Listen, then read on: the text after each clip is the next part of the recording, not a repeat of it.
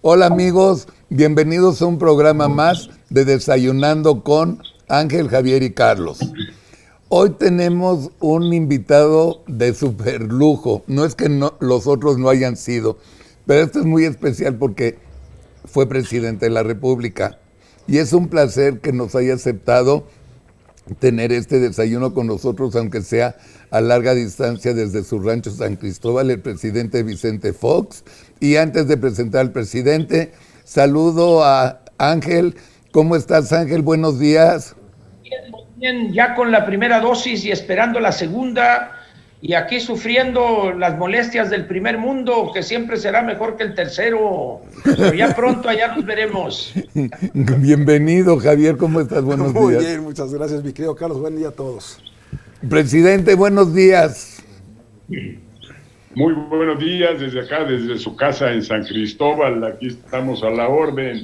Oye, ¿cómo te decimos? Con mucho gusto y muy agradecido de esta invitación. No, nosotros mucho más. ¿Cómo te decimos? Porque a López Obrador no le gusta que a los expresidentes se les diga presidentes, pero pues nos vale madres, ¿no? Sí, a mí me vale madre. Yo a todos los expresidentes les digo también, presidente. Y a los gobernadores igual. También gobernador a todos, sí. Entonces se queda como También presidente. Sí, No que problema. se quede como presidente, porque además nos va a permitir que si nos van a juzgar, que nos juzguen a todos, empezando por él. Eso. Presidente, la invitación que te hicimos es que nos des tu visión de qué es lo que está pasando en tu opinión, estos 3 años, con que el presidente sigue siendo candidato, no presidente, no estadista, que quieren, el idiota de Bonilla quiere expropiar el club de golf en Tijuana, que están haciendo experimentos de reelección en Baja California para ver si amplían su mandato, como me dijo Javier y Ángel hace 2 semanas. Que ahora le quieren ampliar el mandato al ministro Saldívar, que la secretaria de Corte y Confección, Olga Cordero. Sánchez Cordero, no abra la boca siendo magistrada en retiro. Ministra en retiro. El presidente sigue siendo candidato, ya se peleó con el INE, quieren transformar al INE. Presidente. Y no vacunan a los médicos de hospitales. No vacunan a los médicos del sector privado porque son fifís. No son humanos para nada, son robots. Ni se arriesgan. Y no se necesitan, sí. ¿Cuál es tu opinión? Yo creo que es claro, por un lado, nada ha pasado en estos 3 años que tenga que ver con desarrollo, con crecimiento, que tenga que ver con mejora en calidad de vida, en acceso a la educación, en acceso a la salud. Nada de lo que realmente cuenta para un ciudadano. Y los ciudadanos que me están que están viéndonos en este momento dan testimonio de esto. Cero, no ha pasado nada, al revés. Han pasado más cosas negativas. Por el otro lado, están pasando muchas cosas. Y muchas cosas en el lado malo y grave de la balanza.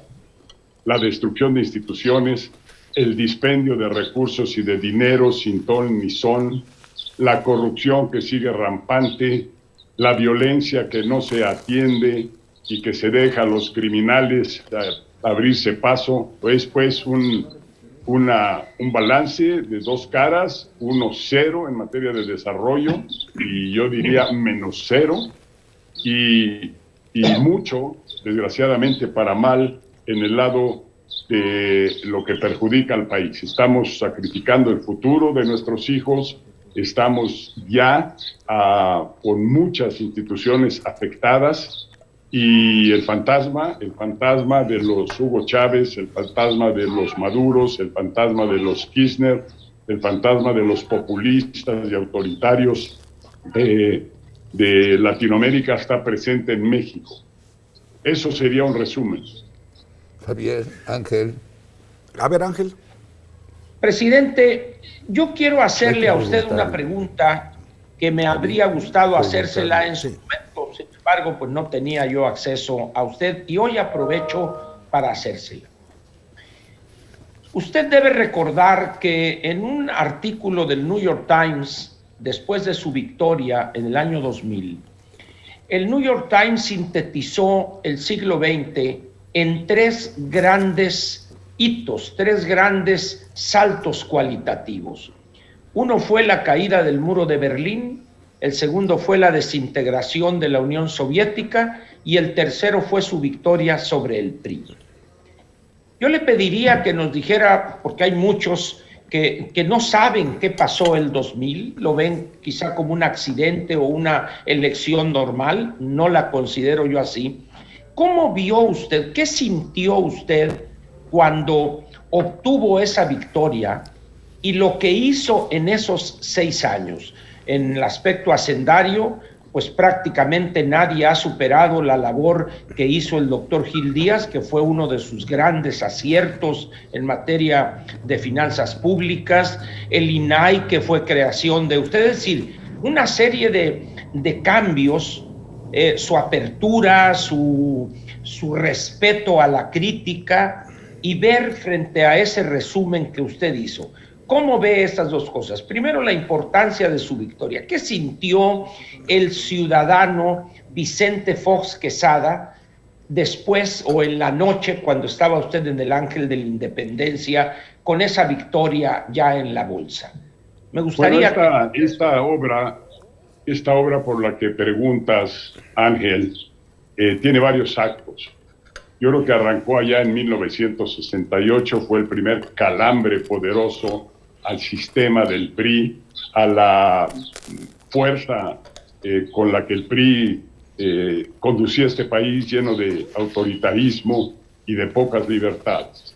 Luego viene el gran movimiento que se arranca por allá ya para, en términos prácticos, dejar atrás el modelo autoritario, el modelo de dictadura perfecta que llamó Mario Vargas Llosa, para cambiarnos a un modelo democrático. Se empieza con esa lucha triple de Cuauhtémoc Cárdenas, de Manuel Cloutier, y una lucha que viene desde el Grupo San Ángel, de muchos opositores democráticos, y se suma hasta que finalmente viene ese capítulo del año 2000, donde finalmente revienta el sistema y donde accedemos en una elección democrática a nuevos términos democráticos, republicanos, libertarios para el país.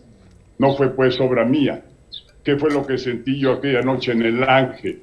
Claramente una rueda de molino sobre mis espaldas. Me divertí muchísimo en la campaña, siendo parte de ese movimiento ciudadano que nos llevó al triunfo. Yo solo era una parte, me tocó ser un actor dentro de ese gran conjunto ciudadano que rompió el ostión autoritario. Entonces me divertí mucho en campaña.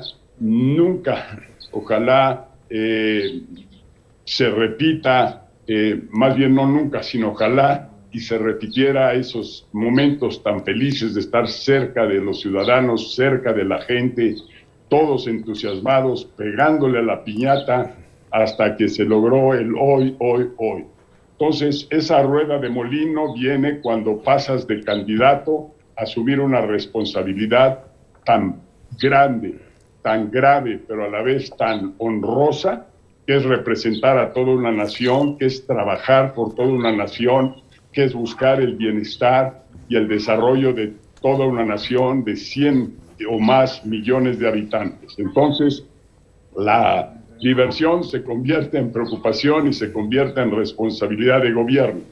Esa transición es fundamental. Hay que quitarse la cachucha de candidato, donde habla uno por la libre, donde cuenta uno historias, donde hace uno promesas, donde le echa uno crema a los tacos, a pasar a lo que realmente cuenta y lo que cuenta para el pueblo de México, que es resultados contantes y sonantes, hechos. Esta transición no ha pasado por la mente de López. Él todavía sigue con sus enemigos de los procesos electorales, él sigue todavía buscando venganza, él sigue todavía metido en el callejón de los potazos, por no decir putazos, y sigue metido en el mismo cuento 3 años después. Por eso mi resumen de eso es cero eficacia en su tarea de gobierno, no la entiende, no la comprende, no la conoce, no se ha preocupado por conocerla, no se ha preocupado por analizar, ver el modelo educativo imperante y lo mucho que necesita corregirse y cambiar.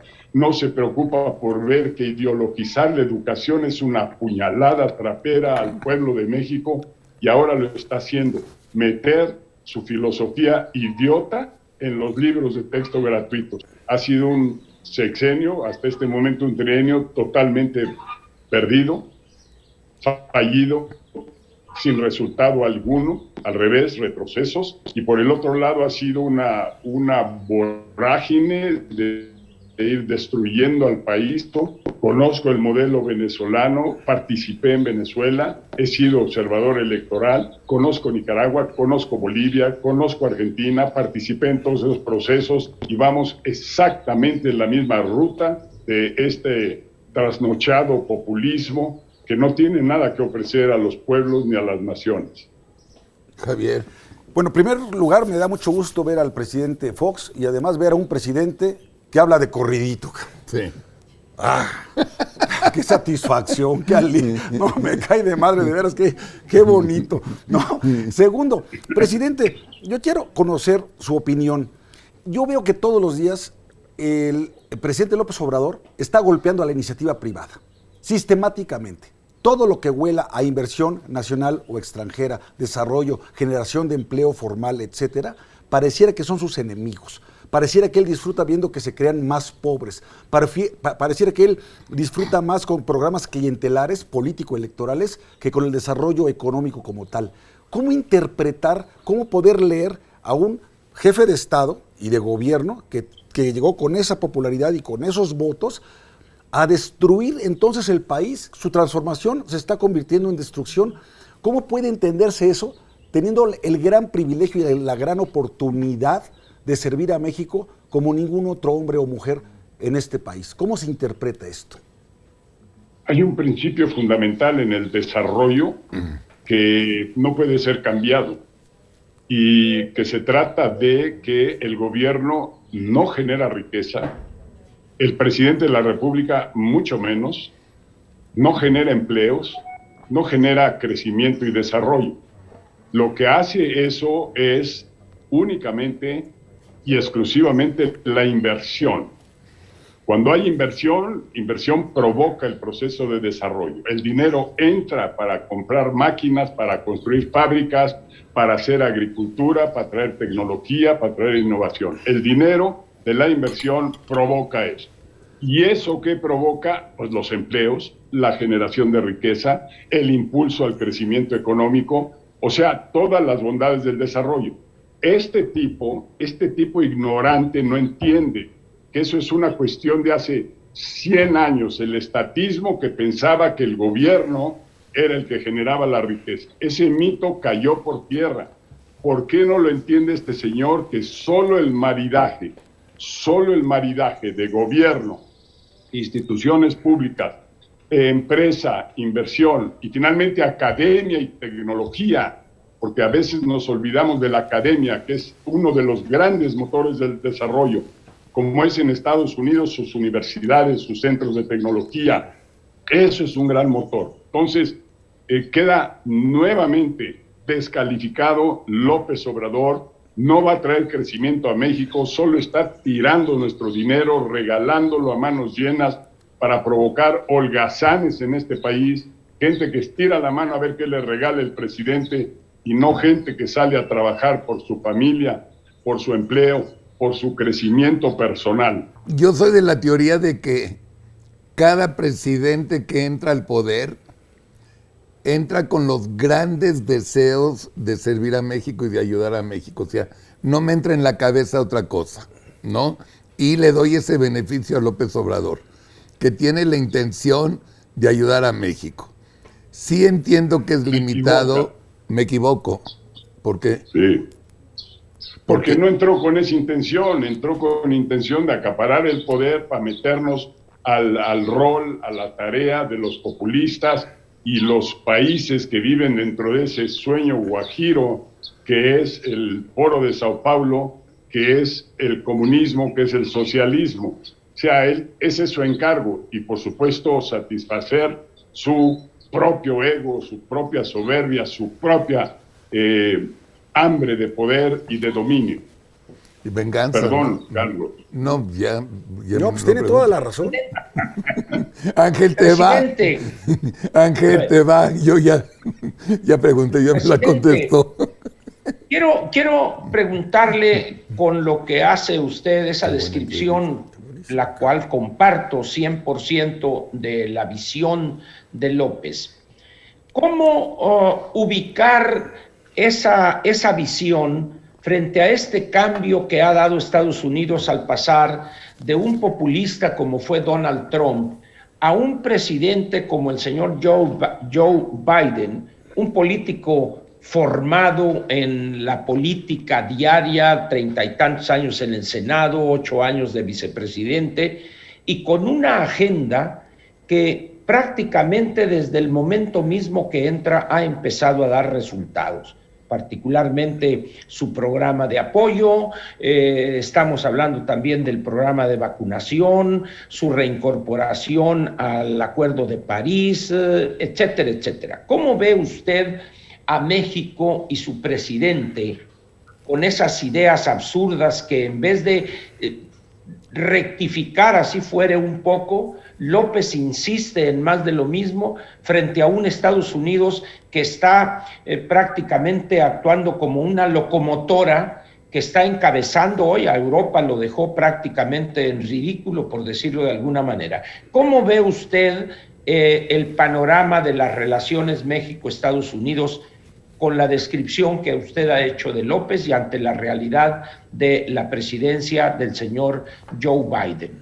Sí, yo empezaría por decirle a quienes nos están viendo y también a los que no nos están viendo que la democracia también se equivoca y que el pueblo sabio también se equivoca.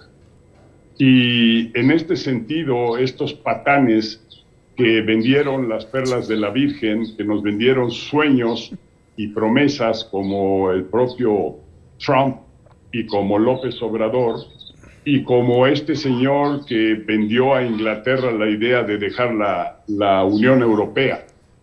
¿Cómo corriges eso? Solo el pueblo aprende a base de experiencias negativas, cuando debíamos de aprender un poco por analizar, por ver por quién voy a votar, por qué esta persona me gusta, no nomás porque tengo un gran copete como el anterior Peña Nieto y era guapillo en la televisión, sino realmente un poquito enterarnos qué nos ofrece esa gente. Es claro que López no ofreció más que promesas que no iba a cumplir porque no sabía ni por dónde empezar. Entonces, con eso dicho, ¿cómo veo las cosas ahorita entre Estados Unidos y México? Primero, bendito sea Dios que aparece Biden. Y aparece un partido demócrata que le para y le pone el freno a los devaneos, a las destrucciones que estaba haciendo Trump. Eso ojalá y suceda el 6 de junio, hago votos porque así sea, que lleguemos a un escenario democrático, de libertades, pero sobre todo con autonomía en el ejercicio del poder, de los tres poderes. Entonces, esa relación con Estados Unidos, yo creo que dos populistas, dos autoritarios se entendieron por ese lado, pero Biden no va a entender las posturas de López. Eso que le pide ahora que llevar sembrando árboles a Centroamérica, pues, ni lo va a pelar Biden. Digo, son jaladas. Por tanto, lo que necesita nuestro gobierno y López es alinearse a un mundo moderno, al mundo del siglo XXI, entender cómo se mueven las naciones, cómo se mueve la globalización y jugar dentro de ese conjunto para beneficio de México y los mexicanos. Yo me acuerdo, presidente, en el 2006, 2006, cuando venía la sucesión presidencial. Y aquella vez, en uno de sus arrebatos, el entonces candidato Andrés Manuel López Obrador le dice: cállate, chachalaca, al presidente de la República, Vicente Fox. Sí. Porque ya estaba el proceso electoral, alguna opinión dio el presidente y le dice: cállate, chachalaca. Y me acuerdo que la autoridad electoral fue muy estricta con el presidente Fox, luego muy estricta con el presidente Calderón, al grado de que no nos permitían vamos, ni siquiera una conferencia de prensa para dar a conocer las cifras de empleo ni cosas así. Ahora el presidente López Obrador goza de una enorme libertad en procesos electorales. En medio del proceso electoral dice lo que le pega la gana, presume sus obras sociales, que él le llama, en Guerrero, Oaxaca, en Chiapas, etcétera, habla de los partidos conservadores, arremete contra el INE, dice que tiene que desaparecer, que es costosísimo, le enderezan juicios políticos a Lorenzo Córdoba y a Ciro Murayama. Presidente, ¿cómo ve usted toda esta incongruencia de quien fuera candidato y que le decía a usted, presidente de la República, que no interviniera, que no opinara, que no hablara, que se quedara callado, con ese cállate chachalaca, y ahora este parlanchín que lo único que hace para gobernar son sus infames mañaneras, y en esas infames mañaneras se dedica a denostar al adversario y a presumir lo poco que ha hecho o a mentir abiertamente como lo hace todos los días? ¿Cuál es su opinión al respecto? Mi opinión es que es un malagradecido, porque yo tengo mucho que agradecer y reconocer al IFE, al Instituto Federal Electoral, en mis tiempos, que logró hacer un arbitraje bastante complicado y complejo, pero lo logró hacer para que se empezaran a respetar las elecciones. Y tengo a la vez que reconocer con alguien que yo estuve choteando, ¿se acuerdan cómo le decía yo a Cedillín, el Cedillín? Sí, le pegaba yo duro. Cuando él era presidente y yo andaba en campaña.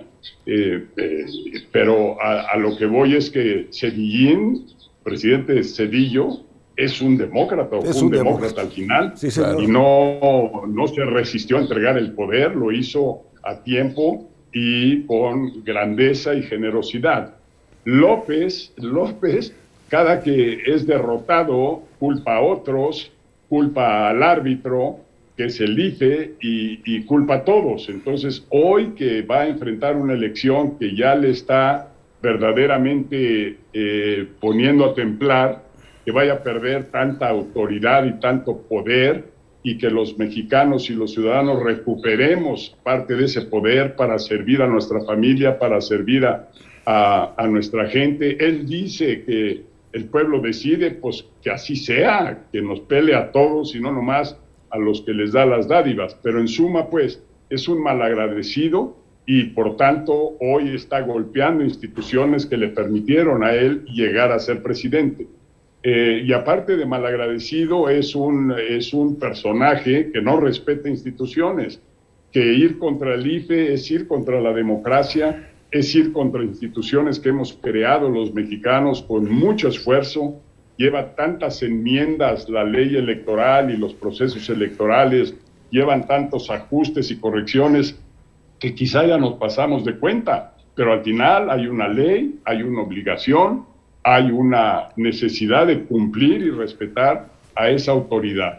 Así que hoy está a prueba. Yo a los mexicanos son a los que les digo, no tendremos el pueblo, los gobernantes que nos merecemos cuando nos quedamos callados, cuando no pataleamos, cuando no gritamos. A los empresarios les digo, hoy a unos se los están llevando entre las patas a la cárcel. Les pido a ellos que pongan sus barbas a remojar, porque no se puede servir a dos amos.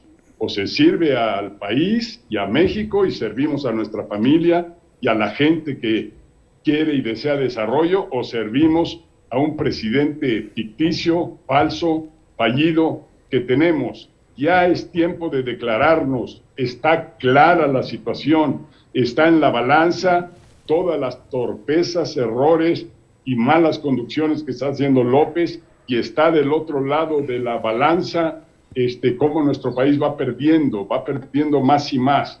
¿Qué hay del futuro de nuestros hijos? No se vale nada más sacar la lana para Estados Unidos, no se vale nada más pensar si esto se pone más grave me voy. Ni madre, este es nuestro país, esto es nuestro México, esto es lo que tenemos que cuidar y proteger todos y cada uno de los mexicanos, los pobres, los campesinos, los ejidatarios, todos somos este país.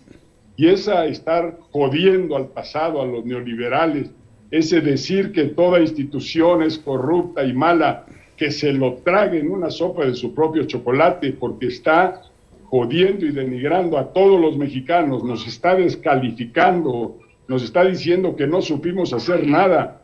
Un país lo construye la ciudadanía, lo construyen sus gentes, lo construyen los empresarios, los trabajadores, los académicos, los universitarios.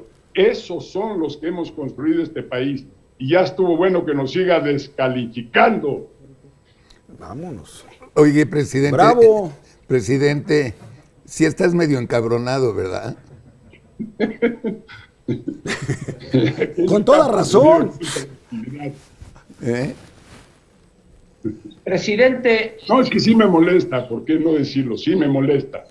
Yo veo a mi gente aquí, o la gente del campo, ya no hay apoyo alguno, al revés, trabas, problemas, no hay desarrollo en el campo. Mejor que nos dejen así, nos está yendo mucho mejor sin que se meta a estar regulando todo. Ojalá y deje las cosas con más libertad a que los ciudadanos las hagamos, que las hagan los empresarios, que las hagan los agricultores, que las hagan los académicos. Movámonos por la libre. Muy bien.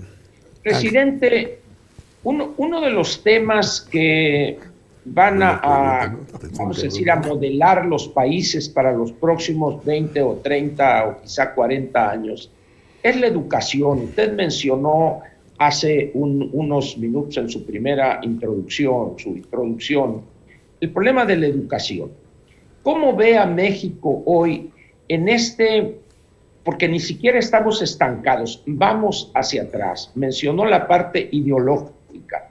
Yo quisiera que nos comentara la otra parte de los contenidos, la nueva revolución industrial, la inteligencia artificial y la pobreza que impide que millones y millones de niños y jovencitos puedan tener acceso a una tableta, a una computadora de las más sencillas. Y la desgracia que los efectos negativos se ven en 15 o 20 años. ¿Cómo ve usted ese futuro para México, presidente? No hay otra manera de cambiar una nación en una generación que a través de la educación. Y hablo de una generación porque son 25 años para que esos niños que ahorita quedaron todos madreados, todos en todo el país con la pandemia, encima la manera idiota en que se manejó toda la educación a distancia y cómo suplir esto que nos vino a destrozar la pandemia. Se puede culpar a la pandemia y ahí quedarnos, pero esos niños dentro de 15 años, dentro de 20 años van a estar dirigiendo este país. Entonces, ¿dónde estuvo el presidente a lo largo de la pandemia en el tema educativo? ¿Cuándo le oímos hablar en esas pinches y eternas mañaneras de todos los días? ¿Cuándo le oímos hablar de esto que tú estás diciendo? ¿Dónde está la innovación? ¿Dónde está la tecnología? ¿Dónde está la educación formal y la educación técnica? ¿Dónde están los espacios educativos que no se han construido? Prometió cientos de universidades, patito todas ellas. ¿Dónde queda la marcha de este país? Lo que ya traíamos encauzado, él agarra a golpes el pasado y no construye un futuro. Yo estoy de acuerdo con los que critican muchas cosas que hicimos mal, muchos presidentes, todos hicimos cosas mal, pero también hicimos una gran cantidad de cosas mejores, bien hechas, que están sirviendo a que esta nación siga su marcha hacia adelante. Pero este cuate no ha aportado nada, absolutamente nada. Agarrar nuestro dinero de sus bolsillos, dárselo a la gente por billones, sin ningún requisito, sin ninguna certificación. Ahí están estos sonsos siervos de la nación. Imagínate de dónde los sacaron. Esos vivales están llevándose la tajada del presupuesto y claro, engañando a la gente. Aquí mismo llegan en San Cristóbal a entregarle la lana al viejito, pero primero se echan a su bolsillo lo que necesitan y luego le dan al señor de edad, le dan su dinerito. Y esas becas que supuestamente les dan a los jóvenes, ¿dónde está una tarea en ese sentido educativo? Entonces estoy contigo. Este país va a pagar un precio enorme si no le ponemos el freno a este caballo desbocado.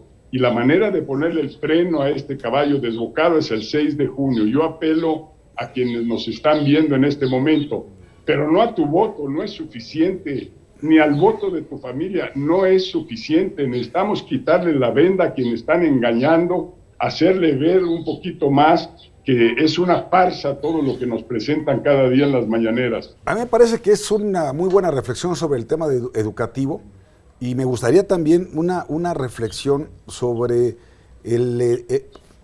este tema laboral y económico. Porque, presidente, cuando este hombre en campaña prometió crecimiento del 6%, porque dijo que éramos una punta de mediocres todos los anteriores, que apenas un 2% en promedio anual y la madre. Luego bajó a 4%. Luego dijo que por lo menos 2% y que apostaba a que así sería.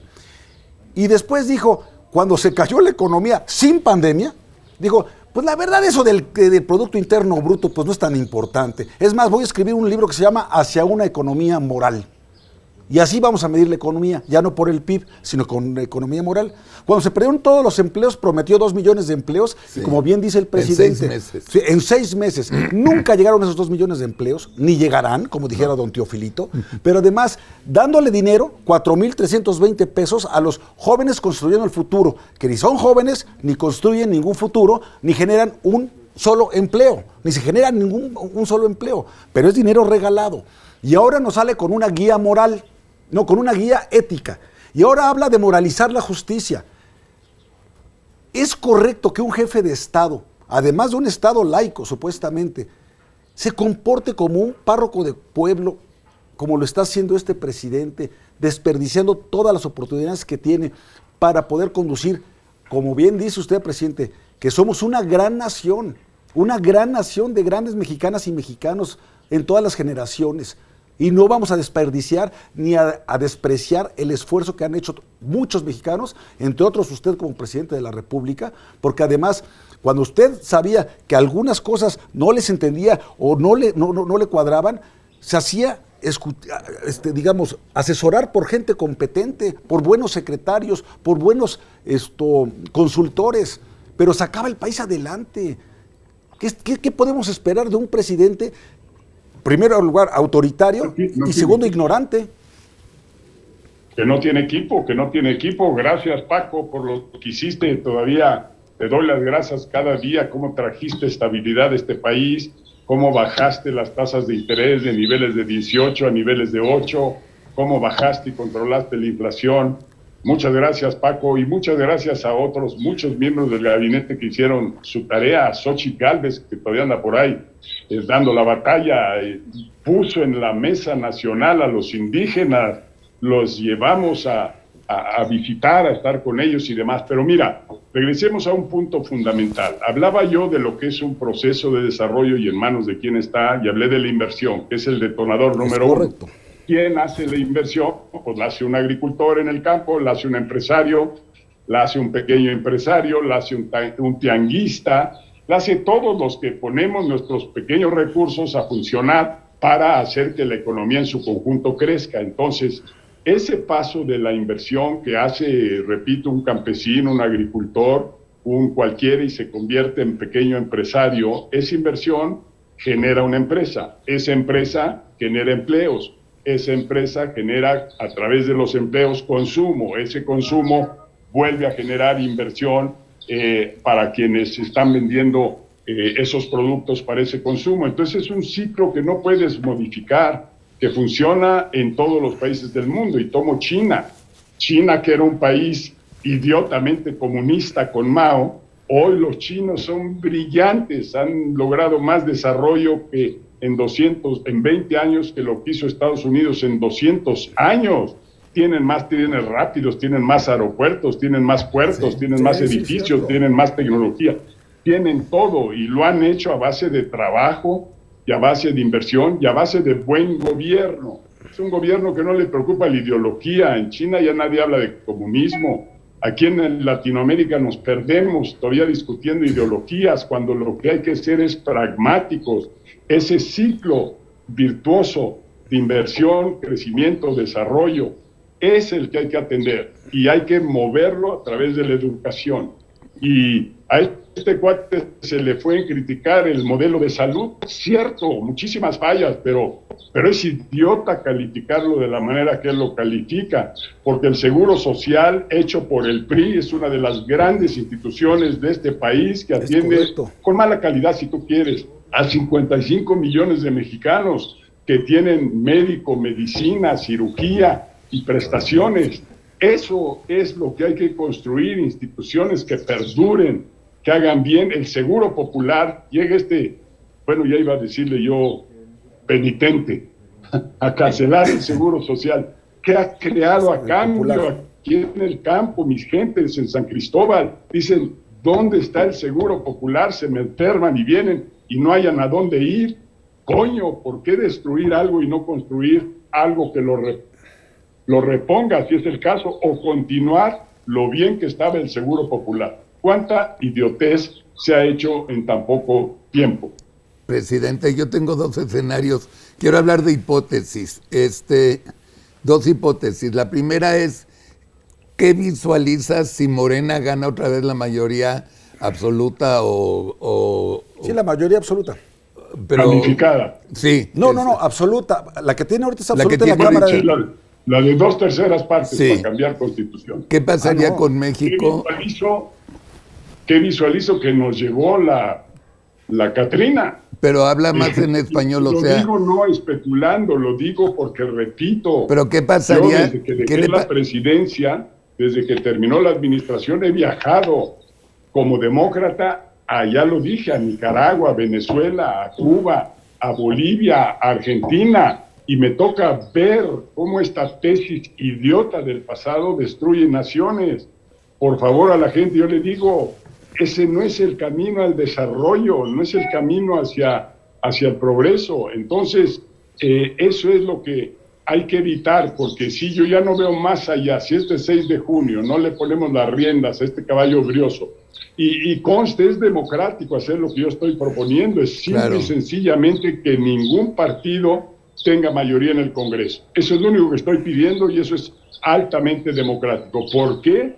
Porque va a obligar a este tipo a razonar, a pensar, antes de soltar la baba de su cerebro ahí en las mañaneras, que primero piense lo que va a decir, que primero lo consulte con su equipo de expertos, tercero, que lo ventile y lo debata públicamente y que lleve al Congreso propuestas sólidas de presupuesto, donde ese Congreso lo cuestione y le diga, ¿para qué vas a hacer esta carrera ahí a la chingada a tu rancho? ¿O para qué vas a poner ese plan de desarrollo alrededor de tu rancho? ¿Por qué no lo ponemos mejor acá? Entonces, que se ve obligado a razonar, a pensar, qué es lo que no está haciendo. Esa es la gran falla del poder absoluto, que no se piensa, no se discurre, como en su momento no lo hizo Pinochet, como en su momento no lo hizo Franco en España, como en su momento no lo hicieron los Perón allá en Argentina, o los Kirchner allá en Argentina, o como en su momento no lo hizo Chávez o no lo hizo Maduro. Con el poder absoluto no piensas, te emborrachas de poder y no piensas y no compartes tus pensamientos. Entonces, no puede ese ser el modelo. Nos queda esta oportunidad del 6 de junio. Mi petición es, no le demos mayoría a ningún partido, a ninguno, porque todos hacen pendejadas uno y otro. Sí. Entonces, démosle la mayoría a la razón, que se tenga que pensar, razonar, discutir, negociar para hacer un presupuesto. Y tiene importancia, la segunda pregunta es si tienen ellos mayoría absoluta, ¿qué tiene que ver el Tratado de Libre Comercio con Estados Unidos y siendo nosotros el país número 1 de tratados de libre comercio con no sé cuántos países? Somos el país con más tratados de libres comercios con el mundo. ¿Qué consecuencia? No somos Venezuela, somos frontera con los gringos, somos socios con Canadá y Estados Unidos. ¿Vale madres o qué onda? Ha sido sumamente virtuoso ese acuerdo de libre comercio de Norteamérica, particularmente con Estados Unidos y con Canadá. Nos ha permitido muchas cosas, no solo a los mexicanos. Tenemos la balanza comercial más grande del mundo. Orgullo de México, orgullo de los mexicanos, orgullo de cada agricultor, de cada ejidatario, de cada pequeño propietario, de cada pequeño productor, de cada pequeña empresa. Somos campeones, aún en alimentos exportamos más de lo que importamos. Hemos sabido superar este reto y se ha convertido en un instrumento de desarrollo para el país. Ahora, ¿qué va a pasar con López? No hay más que dos sopas. Si pierde, si le quitamos la mayoría, él puede reaccionar. Uno, con humildad, con generosidad, entendiendo que hay un pueblo, entendiendo que hay ciudadanía, entendiendo que hay académicos, que hay universitarios, que hay empresarios, que hay intelectuales, entendiendo eso y comportándose a la altura como un demócrata. O la otra es que se vaya al extremo, que empiece a patear el pesebre del Acuerdo de Libre Comercio, o empiece a patear Estados Unidos acusándolos de que no responden a sus intereses, o que empiece a perder la brújula como ya la está perdiendo. Ese camino no se lo deseo a México. Ese es el camino grave del dictador, del autoritario. En los siguientes 3 años nos podemos quedar sin país ya todos los mexicanos. Ya no va a haber país, porque no va a haber instituciones. Y pues solo va a haber un tipo hablando 3 horas al día, engañando a los que engaña, a esos chairos que los engaña todo el santo día, que creen todavía en él. Exíjanle que dé resultados, no nomás que hable. Ya estuvo bueno de hablar, ahora que dé resultados. Yo solo estoy pidiendo objetividad y no ideología. Déjense de ideología. Y sí, hagan los pedazos a los anteriores, pero construyan algo nuevo y mejor. Ese es el reto que no está cumpliendo López Obrador. Cambio radicalmente el tema. Hace algunas semanas, quizá unos pocos meses, cuando se hablaba de los posibles candidatos a diputados federales, se mencionaron algunos nombres, el de Ricardo Anaya, por ejemplo, y también el de usted, que formaría parte de la bancada del Partido Acción Nacional. Sin embargo, luego eso se apagó y ya sabe usted perfectamente lo que ha sucedido. Ricardo anda en el país recorriendo 1000 municipios y usted ha continuado con esa labor en el centro, ahí en San Cristóbal, y es es reconfortante ver cómo usted es una voz activa, habla, dice las cosas, y para usar una palabra en francés, se encabrona con un cariño México, que es loable, es de reconocerle. En esas condiciones, presidente, ¿por qué nuestros empresarios, algunos entre comillas y otros verdaderos empresarios, los pocos, por qué callan prácticamente como estatuas en este momento cuando lo que se requiere es hablar, decir las cosas para que esos mexicanos que usted mencionó, esas decenas de millones de mexicanos que tienen que trabajar esforzadamente todos los días, requieren que alguien les diga, señores, esto está mal? ¿Qué piensa usted de esa actitud de los empresarios y por qué no fue usted diputado federal o candidato, perdón, a diputado federal? Bueno, empiezo por ahí, porque estoy prácticamente en 80 años, Ángel. Ya arrastro la cobija, yo ya no puedo andar sirviendo a México y a los mexicanos con verdadera eficacia y verdadera pasión. Todo tiempo pasa. Y ahí es donde yo admiro la democracia y el caso de México de no tener reelección. Eso es formidable. Yo entiendo la reelección y la asumí con alegría, pensando en que vendrán gentes mejores que uno, que después de uno vienen mejores, vienen jóvenes más preparados, más talentosos. Uno se tiene que saber retirar, se tiene que saber hacer a un lado en estas tareas y en estos oficios. Eso es número uno. Lo otro, que comentas de, ¿qué era el otro tema? El de... Empresarios y su silencio. El empresario y el silencio. Mira, puedo respetar eso y lo respeto. Lo que sí deben de saber esos empresarios es que dónde hicieron su dinero y su fortuna, que fue México el que les dio esa oportunidad, que no es solo su talento y su brillo como empresarios, sino sus trabajadores, sus colaboradores, las academias, el conjunto. Un empresario por sí solo no es nada, un presidente de la República por sí solo no es nada.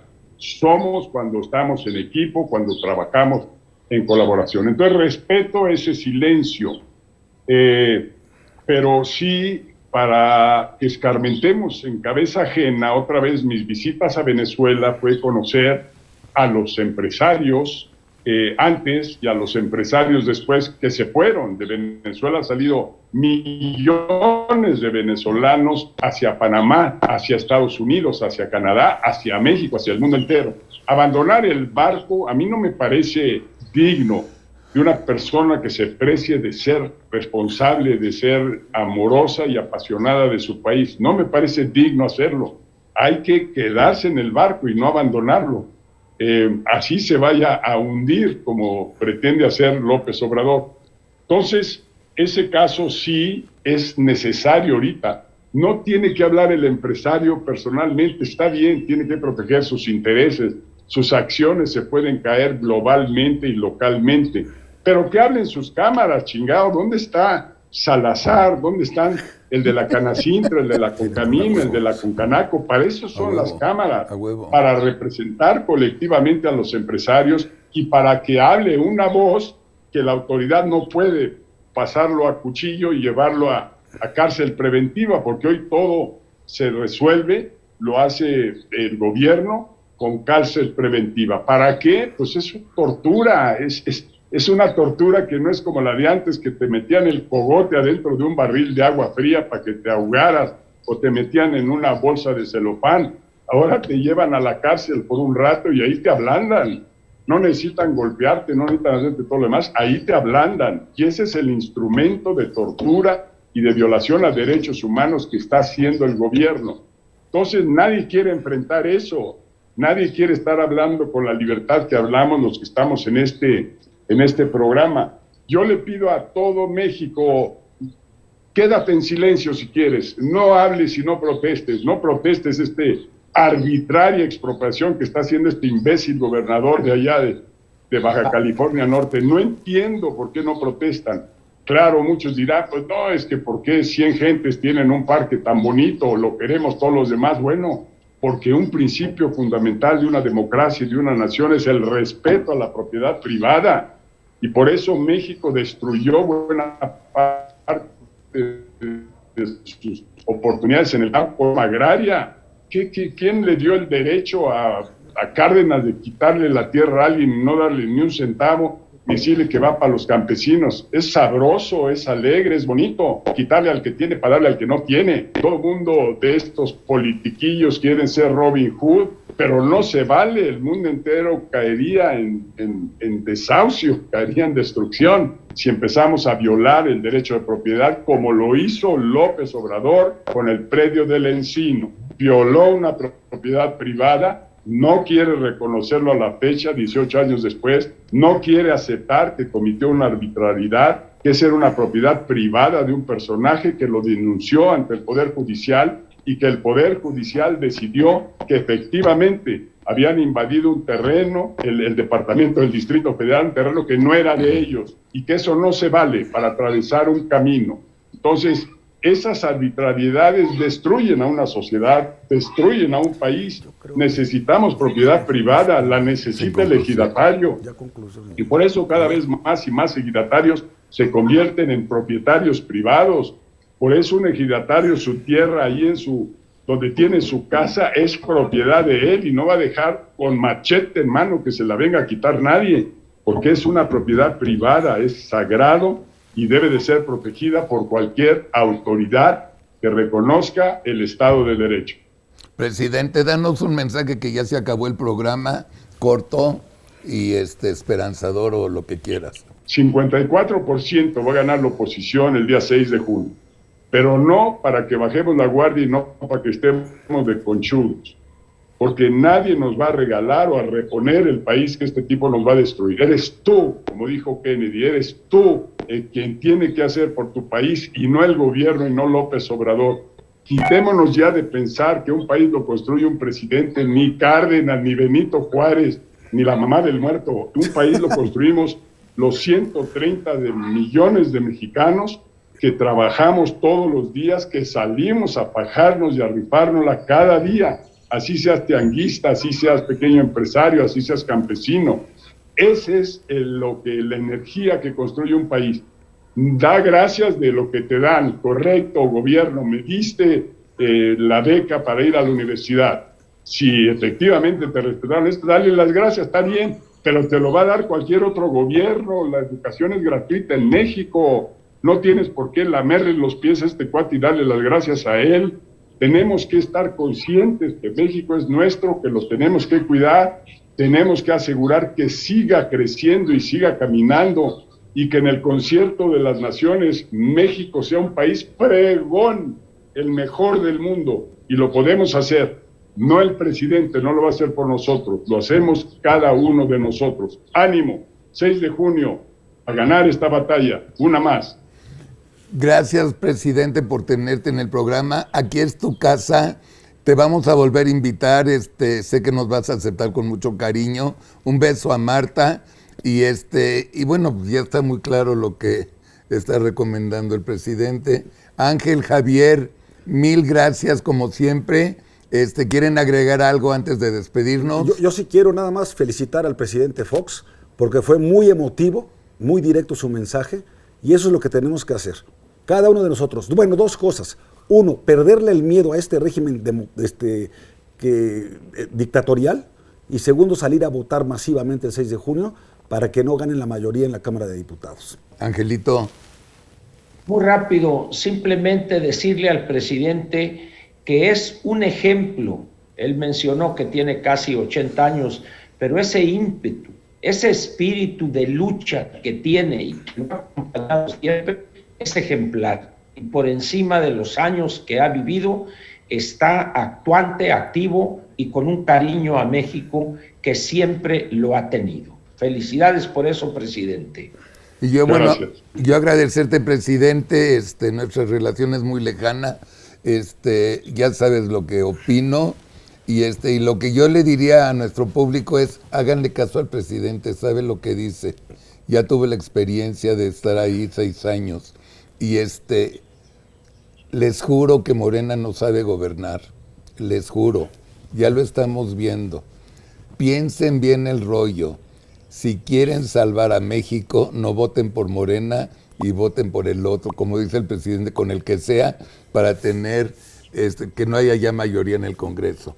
Gracias, presidente. Ángel, Javier, sí, nos vemos el próximo viernes. Gracias. Y a mi querida prima Becky Alarraqui, otra vez, la mejor productora de eventos y bodas. Gracias, tan preciosas las flores. Muy ¿Ya bonitas. viste, presidente? Ya se nos fue. ¿Perdón? ¿Ya viste las flores? Las Oye, flores de mi prima Becky. Becky. Trae de bodas acá a San Cristóbal, vas a tener las mejores del mundo, te lo aseguro. No, Aquí dile en a San Becky. Cristóbal. Becky no las da. Gracias. Buen día a todos. Dios. Gran programa. Dios.